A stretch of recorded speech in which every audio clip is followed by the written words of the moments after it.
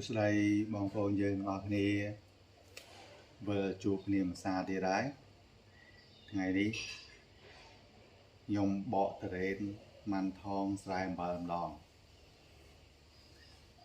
hai mùi đi vì miền tùng môn mà cả lô bồng buồn khăm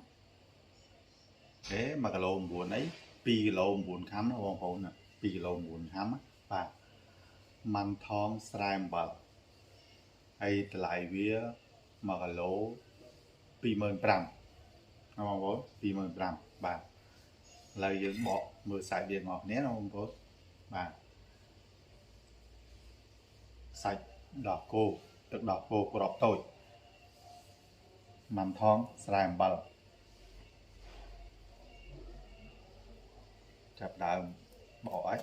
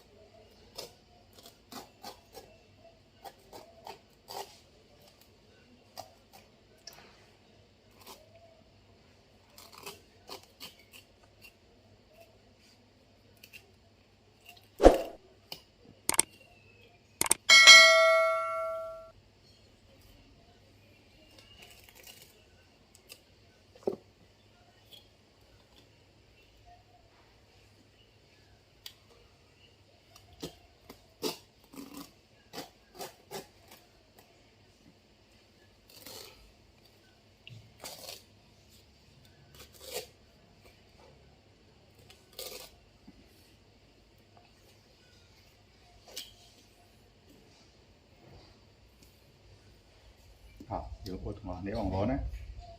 hay ấy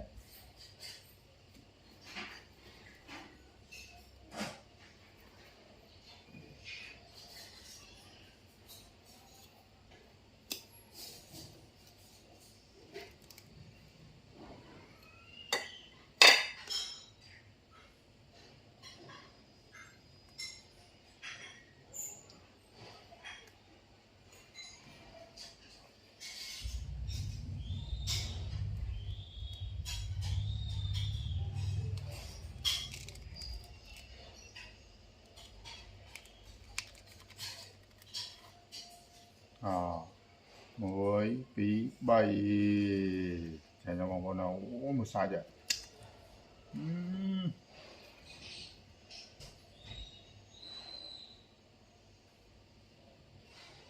sai cho vòng này sai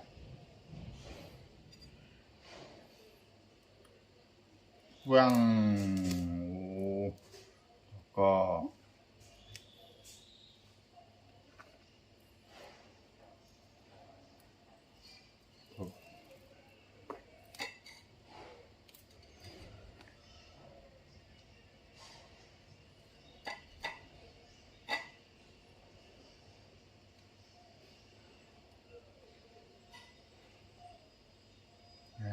một con này đây nè lường chạy nhanh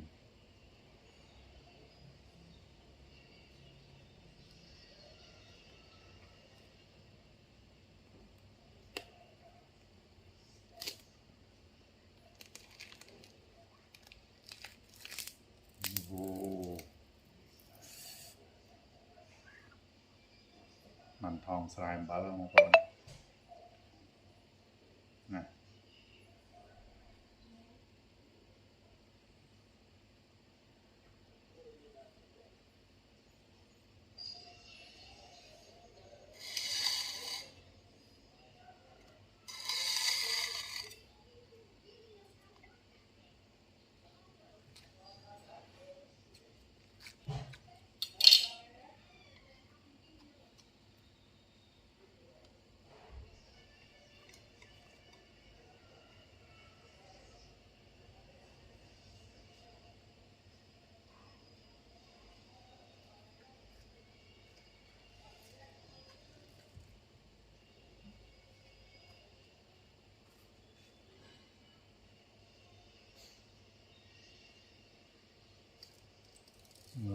sai rồi con này sai con này cái này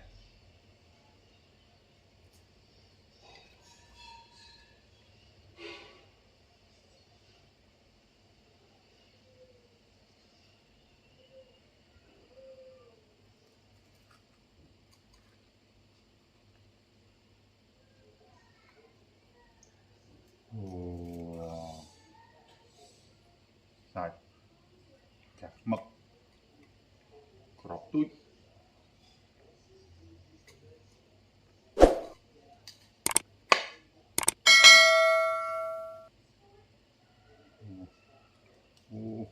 không có này này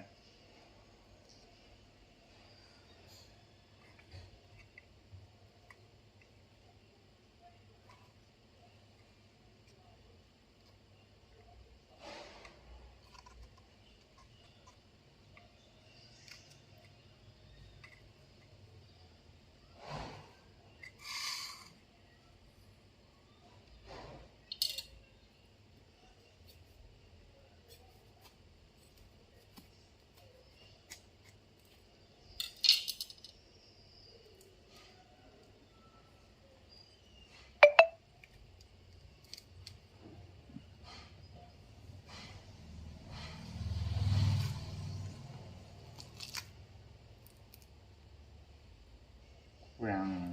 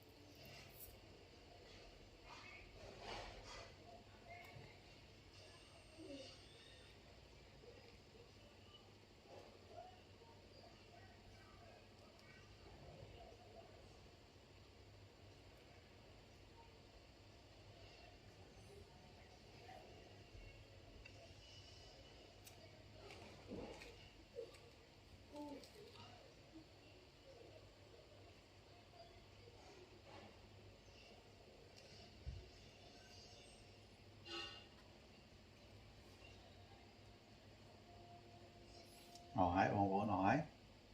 bà bông bố mới đó pi kilo bốn bông bố này bàn sạch và năng bông bố này sạch tăng o khục lại mong bông bố này này cho ra nè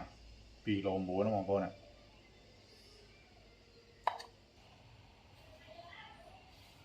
ta lợi dùng xạ muối bông bố và ta rồi chiết bia anh đôi trền màn thong của bò đọt nè chân xạ muối ngọt này một bố này đấy là một bố này này một sạch bắt chanh cái bột má này vào vùng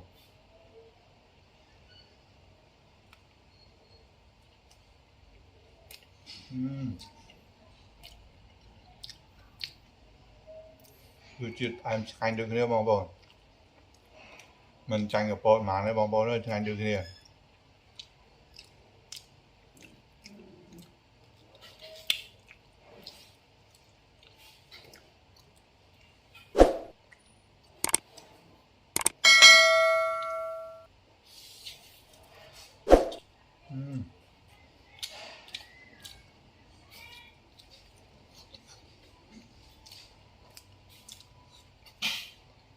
ngon không?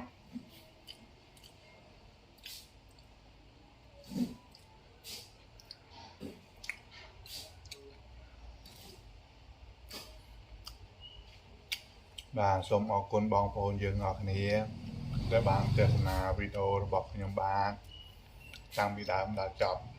យើងនឹងជួបគ្នានៅវីដេអូក្រោយៗទៀតសូមអរគុណបាយបាយ